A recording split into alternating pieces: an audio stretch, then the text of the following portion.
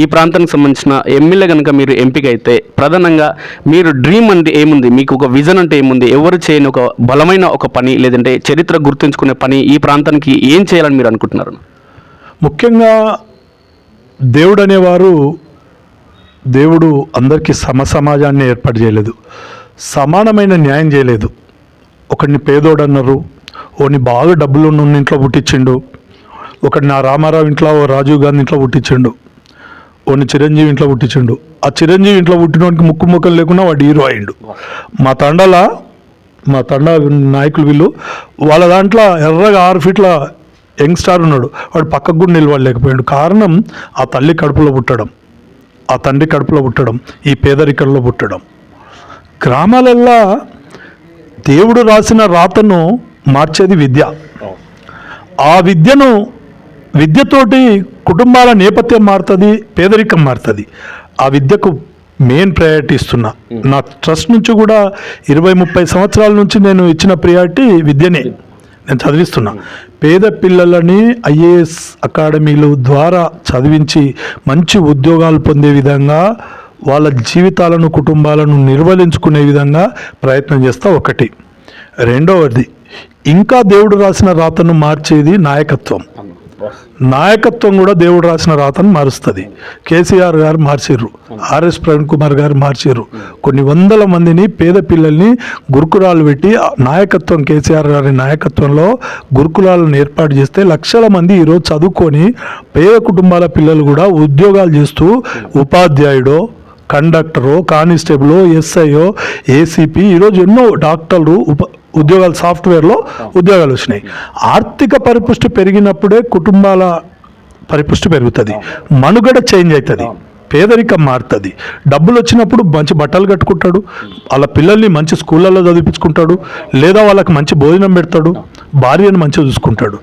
ఆ పేదరిక నిర్మూలన దిశగా నేను వెళ్తా. మౌలిక వసతులు ఏర్పాటు చేస్తా.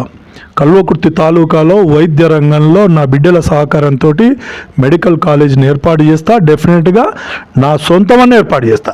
ప్రభుత్వం ఇవ్వకుండా నాకు కూడా అవసరం నా ఫ్యామిలీకి. కాబట్టి మెడికల్ కాలేజ్ లక్ష్యం నాకు. నెక్స్ట్ కల్వకుర్తి ప్రాంతానికి, కర్తాల్ పరిసరాలలో మెడికల్ కాలేజీ ఈ 3 ఏళ్లలోనే చేయాలనే ఆకాంక్ష కూడా ఉంది నాకు. ఇంకా ప్రభుత్వం ద్వారా కూడా తీసుకొస్తా. ఇంకా హాస్పిటళ్ళ నిర్మాణం కానీ, వైద్య విద్య ఖచ్చితంగా ప్రభుత్వంలో తీసుకొస్తా. ఇంకా ఏంటంటే మనకు హైదరాబాద్ చాలా దగ్గర ఉన్నాం, ఎంప్లాయ్మెంట్ని క్రియేట్ చేస్తా. చదివిన పిల్లలకి ఇక్కడే ఉద్యోగాలు వచ్చే విధంగా ఎంప్లాయ్మెంట్ క్రియేట్ చేస్తా. అసలు కొంతమందినైనా జీవితం మార్చి చచ్చిపోతారు. భూమి మీద నేను చెప్తున్నా, నాకున్న లక్ష్యం, నేను ఎమ్మెల్యే అయిన తర్వాత నాకంటూ మార్పు లేకపోతే ఊరేసుకుంటా. కల్వకుర్తిలా మార్పు అనేది రాకపోతే, ఊరికి 50-20 కుటుంబాలన్నా మారకపోతే, పేద కుటుంబాలు 20-30 కుటుంబాలన్న గ్రామానికి నేను మార్చలేకపోతే ఊరేసుకొని చచ్చిపోతా. అంత కృతనిశ్చయంతో, మనస్సాక్షితో ఉన్నా. వేరే వాళ్ళకు నాకు పోలికన పొంతనే లేదు. 6 సార్లు అసెంబ్లీ ఆచారి అయిపోయింది అన్నాడు ఆచారి. కార్పొరేట్ వ్యవస్థకి వెళ్ళి వచ్చిండు నారాయణ రెడ్డి. ఆయన నాలో ఊళ్ళో గుర్తుపట్టారు బ్రదర్. మేమేందంటే జైపాల్ యాదవ్కు తెలియక, మాకు పడక, ఆయన అల్లుని మాకు రుద్దుతున్నాడు అనే వ్యక్తిగతమైన వ్యత్యాసం పెట్టుకొని ఆయన నెంబర్ తిప్పి బేరింగ్ తిప్పినాం. అర్థమైందా? పోయే ముందర కాంగ్రెస్లో పోయిండు, ఓటుకు 2 వేలు ఇచ్చి ఎమ్మెల్యే అయ్యిండు. అంతే తప్ప ఆయనను క్యాండిడేట్గా నేను పరిగణిస్తలేను. ఇక్కడ వాస్తవంగా వంశీచంద్రారెడ్డి 10 ఏళ్ళు కష్టపడ్డాడు, ఆచార్య 30 ఏళ్ళు కష్టపడ్డాడు ఎమ్మెల్యే కావాలని. నేను ఒప్పుకుంటున్నా. చిత్తరంజన్ దాస్ ఎమ్మెల్యే కావాలని రామారావుని ఓడగొట్టిండు, కిషాడ్ అన్న ఓడగొట్టిండు, జయపాల్ సభ 25 ఏళ్ళు స్థిరంగా రాజకీయాన్ని చేసిండు, కొద్ది గొప్ప ప్రజలలో చేసిండు. నారాయణ రెడ్డి ఆ కోవకు చెందిన వ్యక్తి కాడు. ఇప్పుడు ఉన్నది ఎవరిగా? నాకు రేపు నేను BRS టికెట్ వస్తే నాకు పోటీ ఎవడు? ఆచారి. 6వసారి అయిపోయింది ఆచారి అసెంబ్లీ, అది అయిపోయిన కేసు. ఎన్నిసార్లు ఉంటుంది సింపతి? ఇంకోటి ఆ శని పోలే ఆయనకి, ఆ శని ఉంటుంది, అది పోదు. అందుకని ఆయన అయిపోయింది. ఆయన గురించి చర్చ చేసి కూడా వేస్ట్. ఆయనకు 30కి వచ్చిండు దగ్గరికి, 70కి వచ్చిండు దగ్గరికి, 3000కి వచ్చిండు, ఈసారి 5000కి వచ్చిండు, రేపు 50,000కి వస్తాడు మైనస్కి. ఆయనది అయిపోయింది. ఈయన పోయే ముందల కేసీఆర్ మీద ప్రభుత్వంలో వ్యతిరేకత రావడం. సెకండ్ వన్ ఏంటంటే మా నాయకుడి మీద అసమ్మతి వచ్చింది. ముఖ్యంగా మొన్న మా అభ్యర్థి జయపాలన్న మీద ప్రజలలో ఈయననే పాత ముఖం అనేది వచ్చి ఆయన మంచోడైనా ఓపికన్నోడైనా దేశంలో ఏ నాయకునికి లేని ఓపిక నిదానం ఉన్న వ్యక్తి చెప్పాలన్నా ఆ వ్యక్తి అట్లాంటి వాడైనా ఇప్పుడున్న సమాజంలో ఆయన మీద వ్యతిరేకత వచ్చింది. ఎప్పుడు ఈయననేనా ఒక ఆయన కొత్త చేద్దాం అనేది వచ్చింది. అట్లా మా ఆయనను ఏం చేశారు, 37,000 కిందికి దొక్కి నారాయణ రెడ్డికి గుద్దేరు. అది ఓటుకు 2,000 ఇచ్చిండు. 2,000 కార్పొరేట్ శక్తి, డబ్బుల ప్రభావము, రేవంత్ రెడ్డి మార్పు, కాంగ్రెస్ వైపు మొగ్గు, ప్రభుత్వం రాష్ట్రం మొత్తం కూడా ప్రజల నాడి మళ్ళింది రేవంత్ రెడ్డితో. సామాజిక వర్గం, రెడ్డి సామాజిక వర్గం మొత్తం కాంగ్రెస్కి వేసింది. వాస్తవం అది. ఆయన మీటింగ్లలో స్టేజ్ల మీద చెప్పిండు, రెడ్డిలంతా ఏకం కావాలి, ఊరికి 10 ఎకరాలు ఉంటేనే మన ఇంకా రాజ్యం ఉంటుంది, మన రాజ్యం సాగుతుంది అని ఓపెన్గా మీటింగ్లలో చెప్పిండు రేవంత్ అన్న. వాస్తవం. అట్లా సామాజిక వర్గము ఓడిపోయే ముందు మా క్యాండిడేట్ మీద ఉన్న వ్యతిరేకత, సెకండ్ వన్ గాలి, ఆయన కొట్టుకొచ్చి ఓటుకు 2,000 అనేది నిలబెట్టి దాంట్లో ఎమ్మెల్యే అయ్యిండు. కానీ ఎమ్మెల్యే అయ్యే క్యాపబిలిటీ నారాయణ రెడ్డికి ఉందని నేను అనుకోవట్లేదు, లేదని కూడా ప్రెస్ ముఖంగా చెప్తున్నా. నేను నిర్వహించి చెప్పిన అన్ని గ్రామాలలో కూడా నా ఉనికిని, ఆయన ప్రయత్నం ఆయన చేసి నా ప్రయత్నం చేసిన. ఇవాళ ఒక రూలింగ్ ఎమ్మెల్యే, తాలూకాల లీడర్, మండల్, నేటివ్ మండల్ ఆయనది కూడా నా పక్కనే 3 కిలోమీటర్లు ఇటుకెళ్ళి మనం కూర్చున్న దానికి. మరి ఈయనే ఎమ్మెల్యే, మరి ఆయన రూలింగ్లో ఉన్నాడు, ఇందిరమ్మ ఇండ్లు ఇచ్చిండు, మొత్తం నేనే చేస్తా, రేపు ప్రభుత్వం ఉంది మొత్తం నూకుతా అని చెప్తున్నాడు కదా. మరి ప్రజలు నమ్మలే. 21 గ్రామాలల్లో ఆయన నోడగొట్టిర్రు. ఆయన గెలిచిన లింగరావుపల్లి కూడా అబ్రకదబ్రా చేసి ఏదో ఒక ఆయనను తీసుకొచ్చి గెలిపించారు, పైసలు ఉన్నాయని చెప్పి. ఆడ మా క్యాండిడేట్ నిలవాళ్ళే. పక్కన పడకల్లా ఆయన క్యాండిడేట్ 78 ఓట్లతోటే గెలిచిండు. ఆయన ఊళ్ళో కూడా ఆయన పెట్టిన క్యాండిడేట్ ఓడిపోయిండు. ఆయన సొంతూరులా గెలిచిన ఇండిపెండెంట్ క్యాండిడేట్ని తీసుకొచ్చి, నా సింపథైజర్ వాడు సీను, ఆయనను తీసుకొచ్చి కండువ కప్పి గేమ్లాడి నా ఇజ్జత్ పైన నేను చెప్పుకోలేనని చెప్పి ఆయన కాంగ్రెస్ కండువ కప్పిండు. ఒక 32 గ్రామాలలో ఒకసారి ఆలోచన చేయండి. నారాయణ రెడ్డి రాజకీయం అయిపోయిందనే దానికి పెద్ద నిదర్శనం తలకొండపల్లి మండలంలో మొన్న జరిగిన గ్రామ పంచాయతీ ఎన్నికలు.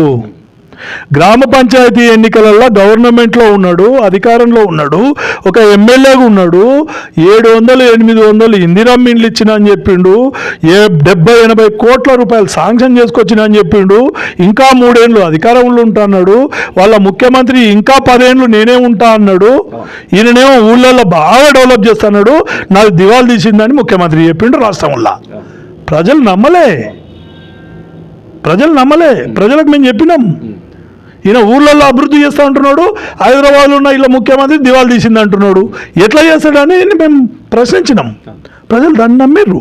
సెకండ్ వన్, మేము ఇక్కడ నిలువరించినాం. మేము 30 ఏళ్ళ నుంచి 35 ఏళ్ళ నుంచి ఒక్కొక్క కుటుంబానికి మా చెమటను కార్చినాం, ఆర్థికంగా సాయం చేసినాం, కష్టాన్ని చేసినాం, ఆపదలు చేసినాం, వాళ్ళ కొరకు తన్నులిన్నాం, అనేక కేసులు అనుభవించినాం, అనేక రకాలుగా మేము ప్రయత్నం చేసినాం, అనేక రకాల కష్టాలను అనుభవించినాం ఈ గడ్డ మీద. అందులోనే ఆయనకు అర్థమైపోయింది, రేపు వచ్చే ఎంపీటీసీ జెడ్పీటీసీ మున్సిపాలిటీ ఎన్నికలలో తప్పకుండా బీఆర్ఎస్ పార్టీ, మాకు ఈ బీజేపీ కాంగ్రెస్ పోటే కాదు, కాంగ్రెస్ పార్టీ మీద ప్రజలలో వ్యతిరేకత ఉంది. వాళ్ళు ఏం చేయలే, 4,000 పింఛనీయలే, ముసలిళ్ళ నోట్ల మట్టి కొట్టిరు, 2,500 మహిళలకు ఇస్తానే మహిళల నోట్ల మట్టి కొట్టిరు, 15,000 రైతు బంధిస్తున్నారు సంవత్సరానికి, ఆ ఇచ్చే 10,000 2 పంటలు ఎగ్గొట్టిరు. ఇస్తున్నాం అని చెప్పి 2 లక్షల రుణమాఫీ సగం మందికే చేసారు, సగం మందికి చేయలే. ఆ రుణమాఫీ కన్నా ఎక్కువ రైతు బంధు బాకీ అయింది దానికి. నిరుద్యోగులను మోసం చేసారు, వికలాంగులను మోసం చేసారు, యువతులను మోసం చేసి స్కూటీలు ఇస్తున్నారు. ఆ జాతరలో ఉన్న రబ్బర్ బొమ్మలు కూడా వీళ్ళు వీళ్ళేడ. ఇంకా మున్సిపాలిటీలో కూడా వీళ్ళని నమ్మరు. వీళ్ళకి ఒకటే ఆయుధం ఏముంది, అధికారం ఉంది, మేము అభివృద్ధి చేస్తాం. అధికారం ఉంది, అభివృద్ధి చేస్తాం అనే దానికి నిదర్శనం కూడా రేవంత్ రెడ్డి. నా రాష్ట్రం దివాలా చేసింది, నేను ఢిల్లీ పోతే చెప్పులు ఎత్తుకపోయేటట్టు నన్ను దొంగను చూసినట్టు చూస్తున్నారని అలా ముఖ్యమంత్రి చెప్తారు. ఇప్పుడు ఎట్లా నమ్ముతారు? ముఖ్యమంత్రి దివాలా తీసింది, నాకు ఖజానా కాలైందంటే నువ్వు అభివృద్ధి చేస్తా అంటే ఎట్లా నమ్ముతారు? నమ్మరు జనాలు. ఆయన ఇందిరమ్మ ఇండ్లు అంటుండు, నేను 2,000 ఇండ్లు కట్టినా ఈ మండల, ఆయన ఇచ్చింది 600 ఇవ్వాల. ఏ రకంగా అవుతుంది? ఆ వెల్యాల గ్రామం ఉంది ఒకటి, ఆడ పోతే ఆయన 20 ఇండ్లు ఇచ్చిండు, నేను 40 ఇండ్లు కట్టినా ఊళ్ళో. పూర్తి ఇండ్లు కట్టిన 40 ఇండ్లు ఇటుకల కాడికెళ్ళి బ్రిక్కు కాడికెళ్ళి పూర్తిగా ఇచ్చిన. రేపు వచ్చే రోజులు కూడా కార్యాచరణ చేస్తున్నా. ఇందిరమ్మ ఇండ్లకు ధీటుగా, ప్రభుత్వానికి ధీటుగా కాంగ్రెస్ కార్యకర్తలకే వాళ్ళు ఇండ్లు ఇచ్చిర్రు. ఇండ్లు శాంక్షన్ చేసి కూడా క్యాన్సిల్ చేసిర్రు. లచ్చిచ్చి శాంక్షన్ చేసిర్రు. పోలేపల్లి అని ఉంటుంది ఆమన్గల్ మండల్లో, 30 ఇండ్లు క్యాన్సిల్ చేసిర్రు. ఆమన్గల్ ప్రాపర్లో దళితుల బిడ్డలది లచ్చిచ్చిన వాడిని ఎప్పుడో 1500, 15,000, 2,000 ఇచ్చిన ఇల్లు అని ఆర్పిఎస్లో వెంకటికి రామారావు ఉన్నప్పుడు వచ్చిన ఇల్లు వచ్చింది నీకు, ఇప్పుడు కట్ చేసిన వాడిని లచ్చిచ్చి కట్ చేసిర్రు.